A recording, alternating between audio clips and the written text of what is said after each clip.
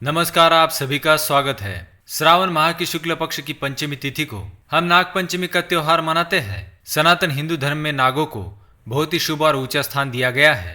शिव जी गले में वासुकी नाग को धारण करते हैं और भगवान विष्णु शेषनाग पर विराजमान है। नाग देवता की मदद से ही समुद्र मंथन सफल हो पाया था। इसी कारण हिंदुओं में नागों की पूजा की जाती है, उन्हें प्रसाद चढ़ाया जाता है और उन्हें अत्यंत शुभ माना जाता है। नागों के देवता भगवान शिव को माना जाता है, इसलिए शिव जी के साथ ही उनके नाक पर भी जल और फूल चढ़ाए जाते हैं। माना जाता है कि इससे सर्पदोष से मुक्ति मिलती है। आज हम आपको नाग पंचमी की कथा सुनाने जा रहे हैं, जो गरुड़ पुराण में बताई गई है। एक समय की बात है, एक गांव में एक औरत दूध बेचा करती थी। उसकी एक ही पुत्री थी, जो बहुत ही संस्कारी और सरल स्वभाव की थी। उसकी माँ का नियम था कि वह रोज दूध उबाल कर और उसे ठंडा करके अपने घर के आंगन में रखती थी और घंटी बजाती थी, और फिर जितने भी सर्प होते थे वो दूध पी लेते थे। उसने अपनी बेटी से कहा था, ये सर्प ही तुम्हारे भाई है, अगर मैं न रहूं तो तुम अपने भाइयों को याद कर लेना।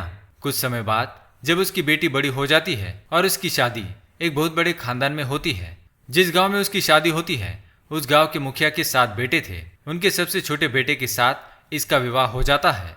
7 बहुओं में छोटी बहू सबसे ज्यादा संस्कारी थी। उससे बाकी की बहुएं ताना मारती थी कि तेरा तो इस दुनिया में कोई नहीं। एक माँ थी और वो भी मर गई। ऐसा सुनकर भी वो किसी से कुछ भी नहीं कहती थी। अब श्रावण का महीना चालू हुआ था। सारी बहुएं बहुत ही खुश थी।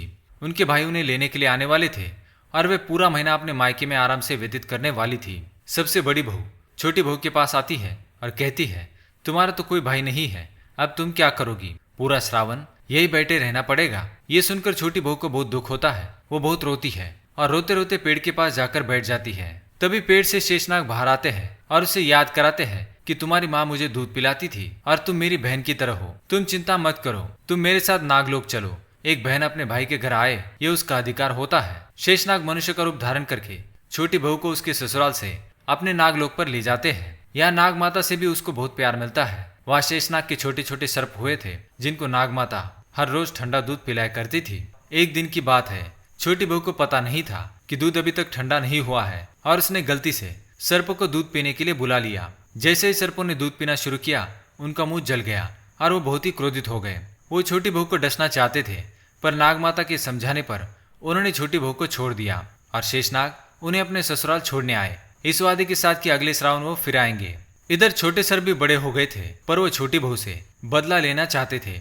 उन्होंने सोचा कि इस बार सावन में उसके घर जाएंगे और वही उसे डस लेंगे। श्रावण का महीना शुरू हो गया। छोटी बहू को पता था कि उसके भाई आने वाले हैं, इसलिए उसने एक दिन पहले ही अपने भाइयों के लिए ठंडा दूध, मीठी रोटी, फल, दाल ये सब बनाकर रख दिया।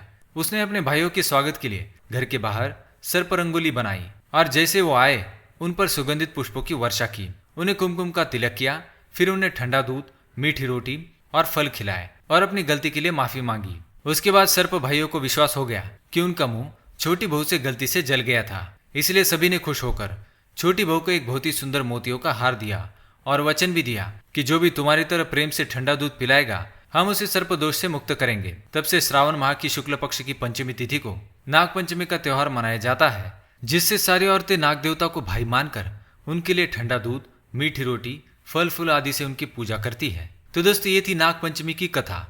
आपको ये कथा कैसी लगी हमें कमेंट में जरूर बताएं। ऐसी रहस्यमय कथाएं सुनने के लिए हमारे चैनल को सब्सक्राइब करें। धन्यवाद।